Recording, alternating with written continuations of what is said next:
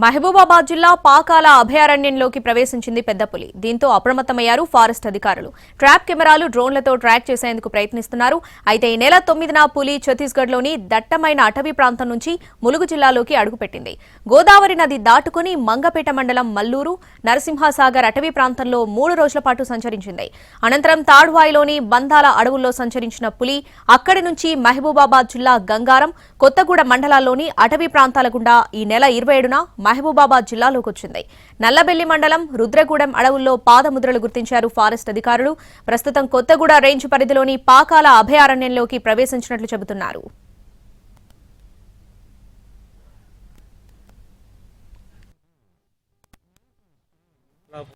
పొద్దున అది ఆ అడవి ప్రాంతం రుద్రగూడెం దగ్గర ఉన్న చిన్న అడవి ప్రాంతం వీడి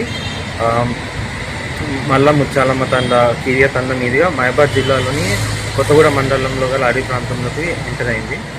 సో ఈ 2 రోజులలో ప్రజలు భయాందోళనకు గురయ్యారు. కానీ పులి అనేది ఇప్పుడు నర్సంపేట, వరంగల్ జిల్లా పరిధి నుంచి మహబాద్ జిల్లాకి ఎంటర్ అయింది. ఇవాళ పొద్దున అది ఆ అడవి ప్రాంతం రుద్రగూడెం దగ్గర ఉన్న చిన్న అడవి ప్రాంతం వీడి మల్ల ముచ్చాలమ్మ తండ, కిరియా తండ మీదుగా మహబాద్ జిల్లాలోని కొత్తగూడ మండలంలో గల అడవి ప్రాంతంలోకి ఎంటర్ అయింది.